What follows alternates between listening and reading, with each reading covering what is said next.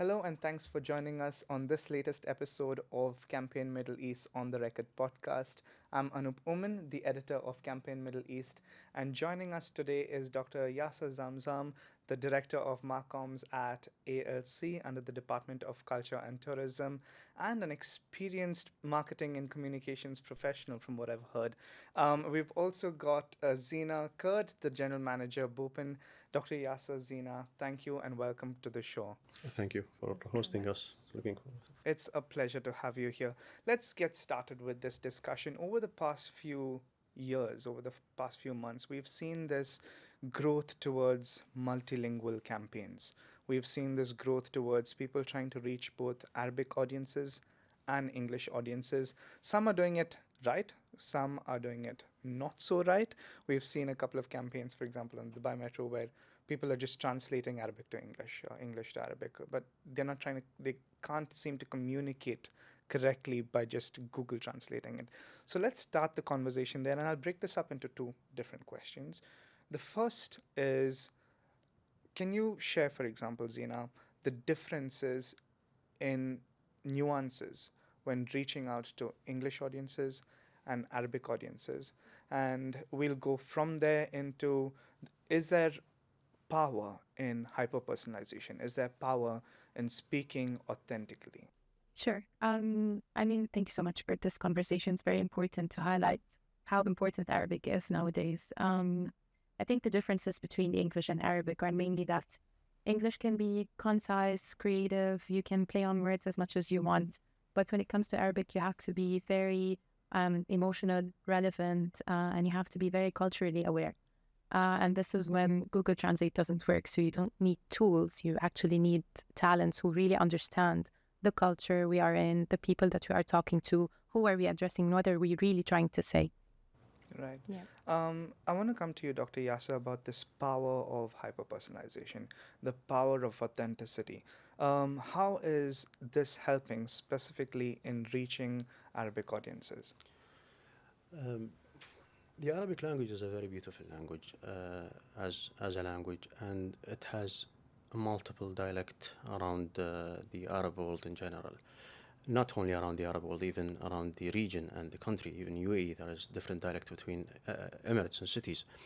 So just having a standard, or the thought of having a standard Arabic that will relate and will touch the feelings or your target audience is absolutely not right. In the Arab world especially, and if I take UAE as an example, the content has to be authentic, has to be related to cultural in a way. It's a very cultural sensitive. That's how you get into your audience and what you want to deliver them as a message. Unlike if it's in English is very short, very usually into the point, very number driven. Doesn't apply in Arabic. There are many ways of saying the same sentence or the same paragraph in Arabic, but it might have different meanings, although it's the same words. So that's the beauty of the Arabic language. Can we go into some examples about this digital first world that we're moving into and share how this use of digital has seen that evolution from what we were a few years ago into where we are now and the impact that's having on Arabic audiences?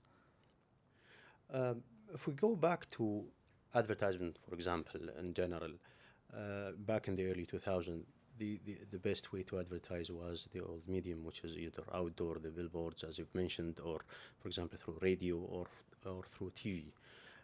This doesn't work anymore, in my opinion, because at the end of the day, now everything is number driven. There are numbers, there are statistics behind it. You know who your target audience is. You know which niche you want to reach to. The digital transformation helped that a lot. If we take, for example, social media platforms like Instagram or TikTok or X, for example, you choose your target audience based on age, based on gender, based on nationalities, location. So you get your message delivered to the right people at the right time.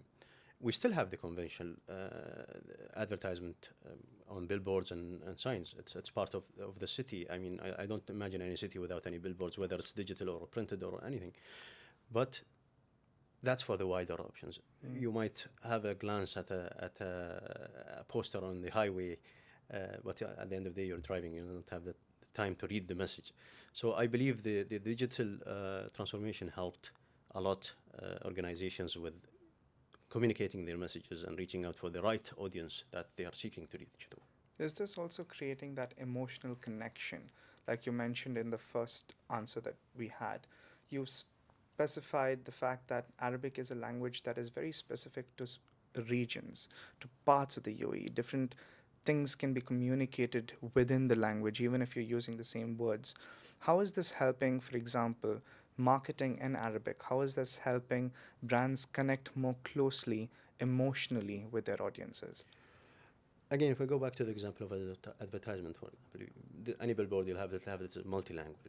So, as I said, it's the time is too short for you to read the messages on those billboards. However, in the digital world, you choose the audience, you choose the right words or the right tone for those audience. If they're the older generation, for example, the posts or the content will be more cultural driven, heritage driven, more like a storytelling kind of content. Where if you go to the younger generations, they want something fast, they want something catchy, a couple of words probably, something that will grab their attention and will deliver the message. So that's when the digital platforms helped in that sense. I like those words. I'm going to pick up on those words: local storytelling, culture, heritage. And I'll come to you, Zeena, on this. We're seeing some best practices come in, from global agencies, people bringing in global best practices in terms of digital marketing. But that in itself is not enough, right? So how is it that we can balance those best practices of this is what good digital marketing is, and based on benchmarks that have been set globally, but have that balanced with what Dr. Yasser was sharing in terms of local storytelling, culture, heritage? Sure. I mean, it's very easy for me to come as a brand strategist to come and tell you for your brand or for your organization, the best thing to do is to have influencer marketing. But then the thought after this is who? Who am I collaborating with? Is that person relevant to my audience and to my culture and to the main message that I represent? So this is just an example of these best practices. What are the messages I'm conveying and how, to whom? And like Dr. Yasser said, in the digital world, it's super personalized that I get to see the content that I like the most as Zeena. Right. And so is the same with you and with Dr. Yasser. And this is the luxury that we have in digital marketing. So if we can actually have this balance between these global best practices and the knowledge that we have of our culture and our language, this is where we can succeed. Now, in order to do that, you really need an input of talents, subject matter experts, those who really understand and can be your consultants. It's not just tools like Google Translate. Right. It will definitely fail. So we've spoken about digital, but let's segue into what Dr. Yasser was talking about in terms of the various generations that we're catering to, who have different expectations. And those expectations have now become based on experiences. They want to feel things, they want to experience things. And a lot of this has become into experiential marketing in terms of immersive experiences, interactive experiences. Can you give some examples of how the Abu Dhabi Arabic Language Center is helping and creating such experiences, immersive experiences within the marketing sector, and how that's catering to different generations? Some of the mandates that Abu Dhabi Arabic Language Center is catering for is enriching the Arabic content, whether by translating books from various languages into Arabic or having tools to teach non-Arabic speaking individuals how to at least communicate with each other in Arabic. We have many tools. If we go back to the publications, for example, previously it used to be just printed books. Now we have digital books, we have audio books. So it caters for each generation. If the older generation would like to still hold a book, printed book with the feeling of the paper and everything, where the younger ones would prefer to listen to an audiobook. It's faster, it's easier. They can do it anywhere on the drive, in the office, you name it. We have one initiative which is Scan and Learn Arabic, where we went out in the city, and this is the program or the app is under development, and we're still growing it day by day. We go into the city, we capture some items, for example, let's say a bench, and we put a QR code on that. So the user of that app, through the app, could scan that QR code and learn about that. What is it in Arabic, in the classical Arabic, even in the local dialect, and it will improve the way they see and understand the language more. So this is one of the initiatives we're doing. As everyone knows now, everyone is talking about AI and implementing that, and that's something also we're looking at, especially when it comes to the rich Arabic language heritage. If we take poetry, for example, poetry goes back to the ages when the Arabic language started. Okay. So that by itself is a huge source of the language itself, and we are implementing AI in that as well. Perfect. That's so interesting, because I feel like we live in a country that has such a great expat population that sometimes you don't speak Arabic as much as you would like to. But if you have scan and learn apps like this, it's quite incredible that you can just pick it up on the go and just keep interacting with something, learn, like they would say, experientially, and then that brings you into the work that we're doing in terms of brand marketing, and helps us portray what we want to say, but in a language that's understandable. Would you like to add to what Dr. Yasser said, Zeena? Definitely. So initiatives like Scan and Learn, having an AI-driven poetry encyclopedia, all of this, I mean, sets the base for Arabic language here in the UAE. And that means that we are ready to go global, not the other way around. And that means we are waiting for people to come in to experience the Arabic language, to understand it, not just to learn it. And it would be part of your tour as a tourist, or it would be part of your journey around the city if you're a student, even for poetry fanatics, whatever it is. So having these digital tools at hand really helps me, delve into the Arabic language and learn more, and then in hand become a better consultant on what needs to be said in Arabic for my key messages or my campaigns. So I want to go a little more into that in terms of your key messages, your campaigns, rather than having just global first and local next, coming and bringing all those practices that we spoke about in the previous question.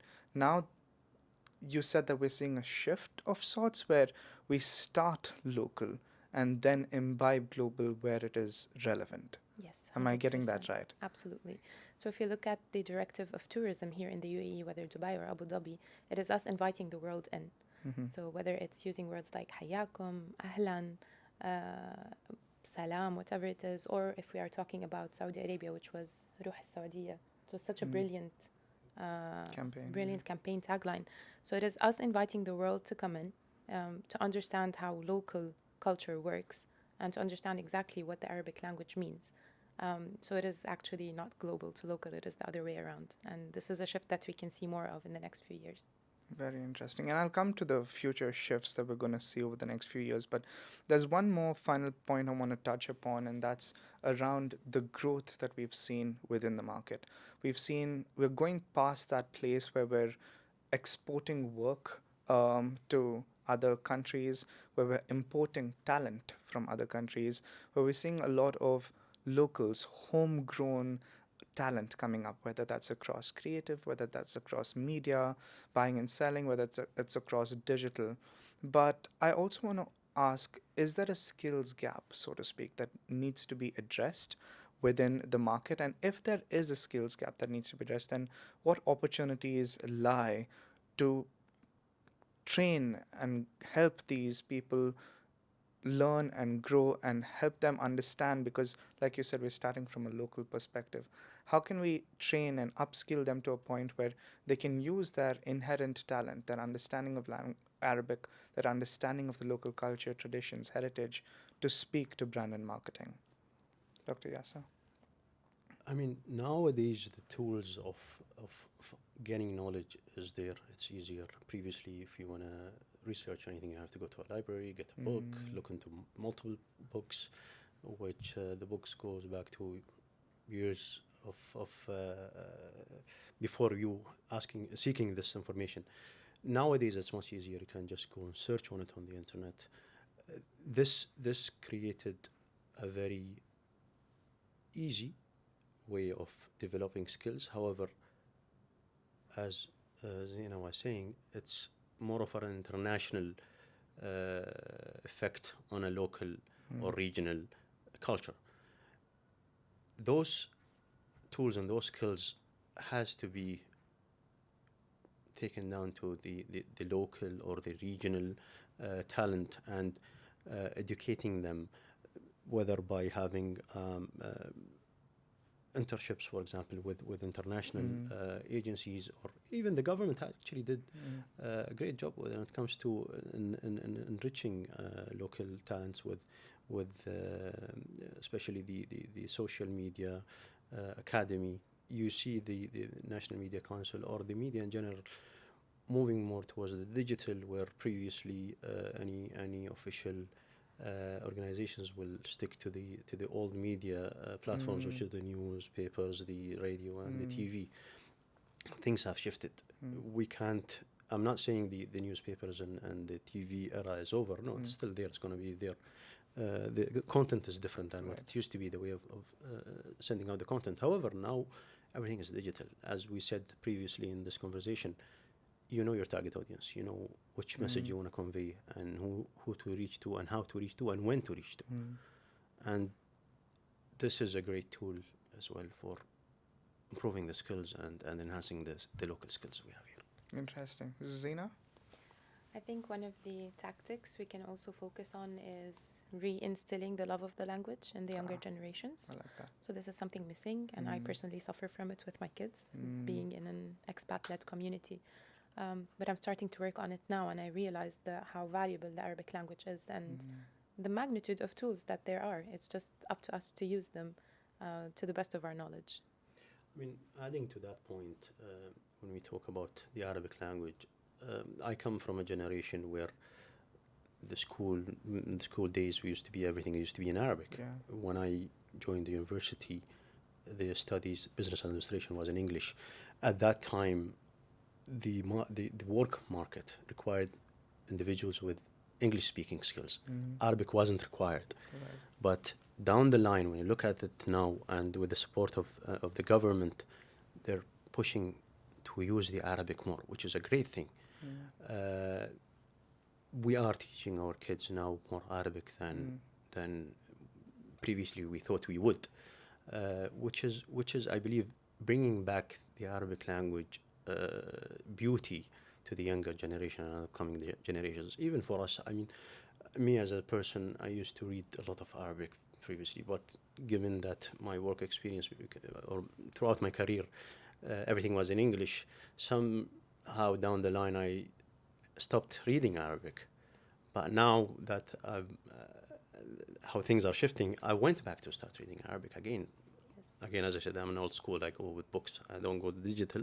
However, I believe there is an increased interest in the Arabic language in general with the younger generation and upcoming generations. This is very interesting. I'm loving this discussion, every bit of it, because it's given me a throwback to the days where, when we first used to ask our parents questions, my dad used to say, go and check. We had a book on the stack. We had a huge library at home, and one of the books was Encyclopedia Britannica. That's the only source of information. Yeah, and so that translated to this old modem that used to make this noise, and then we used to log into the old Google, and we used to like start Googling stuff.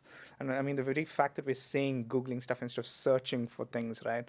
And then we moved on to a day and age where we find so much information online. You know, we started at some point, made that shift to, we started getting news through WhatsApp, through Instagram, through Facebook, you know, people forwarding it to each other, little snippets of information. And now I see a generation that's learning off ChatGPT, where they've got, you know, in apps that they just query it and it comes up. But it's very interesting what you mentioned also, Dr. Yasser, because the way we learn has changed. You know, what we are learning has changed. But beyond that, it's also, to summarize what you've said, it's very interesting to see that communication in general, whether it's within brand and marketing, whether it's about PR and comms, a lot of this was taking what we've said to the masses, right? Taking it to specific audiences. And at some point of time, we made that shift even within our cultures from our textbooks in Arabic to English, right? All the major university studies, all the major books, textbooks, a form of communication was let's learn English and, you know, so learn and grow. Yeah. But it's almost like there's a reverse happening now where they're telling us, okay, now you've become a brand and marketing expert. And now that you know what you have to do, what the best practices are in brand and marketing, now you have to go back and speak to Arabic audiences. And if you have to speak to Arabic audiences, then you need to love what they love. You need to speak the way they speak. It's not just learning Arabic, it's learning the small colloquial nuances. It's learning their heritage, what they feel when they speak about something. So, do you see that, Zeena, within brand marketing as well, that shift back to let's not communicate this in English even though we can, but let's focus on communicating that mixture of the best of convenience and modernity that the UAE, Saudi Arabia, and the region has picked up, along with that local culture, heritage, everything that we've been passed down traditionally from generations gone by? I see a huge shift, honestly. So I don't want to give accurate percentages, but just speaking from my line of business and the number of clients and businesses that we work with, I'd like to say that for our current period of planning for 2025, all of our global brands and clients are planning for localized campaigns. So it is not just them giving us their key messages and us just, you know, pushing back and trying to convince them.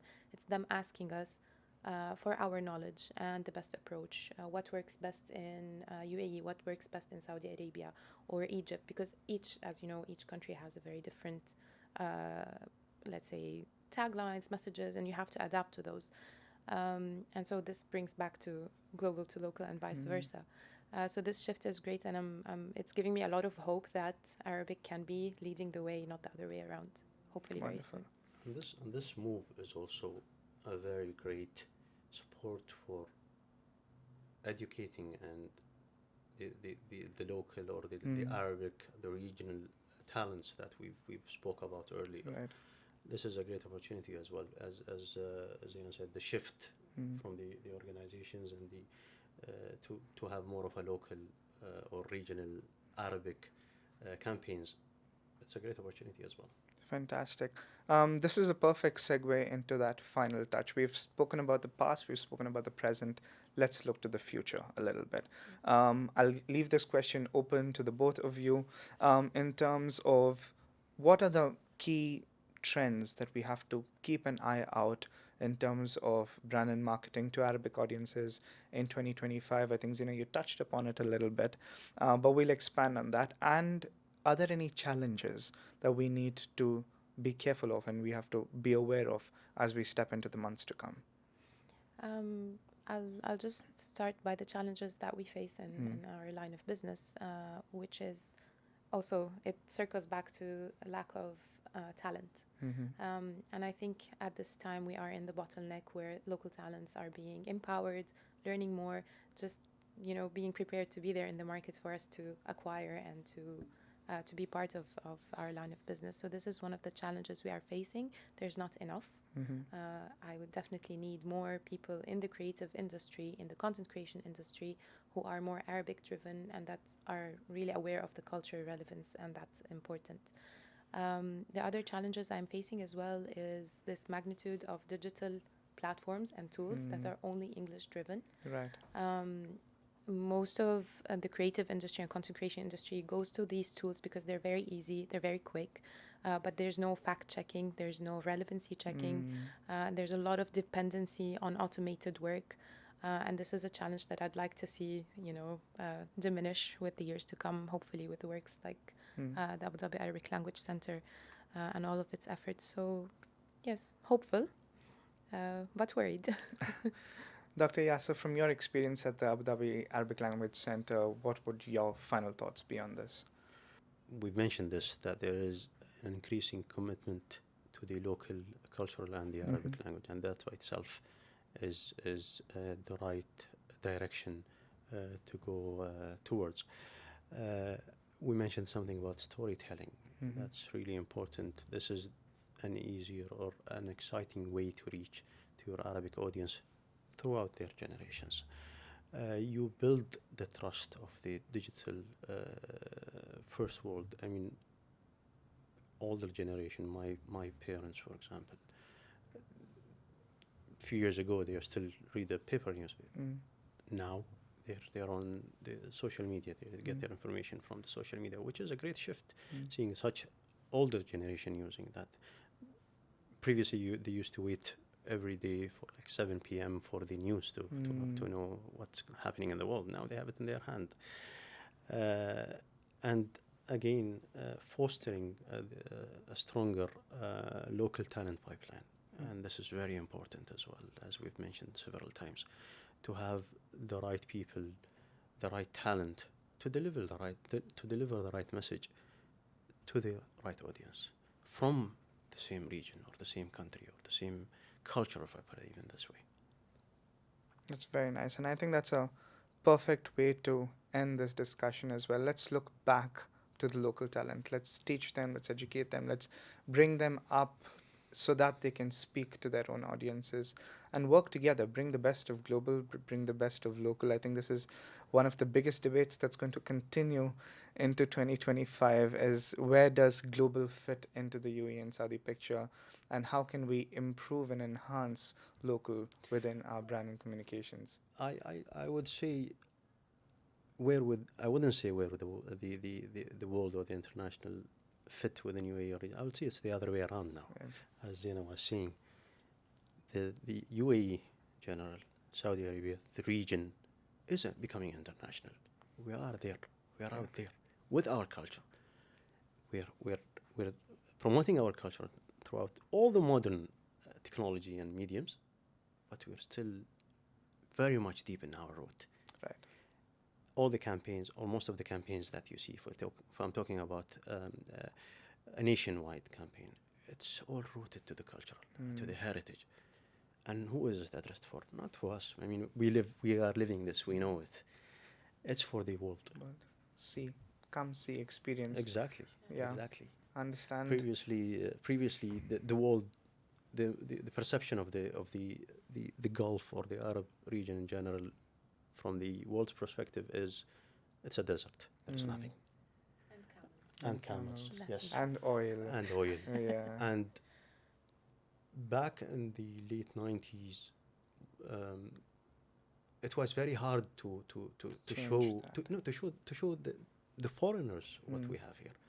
If you show them a picture of a building, oh no, you have that? Yeah, we have that, of course. So, as I said, it's the other way around now. No. We're not educating them about Correct. this. It's the time where they come and experience it. Yeah.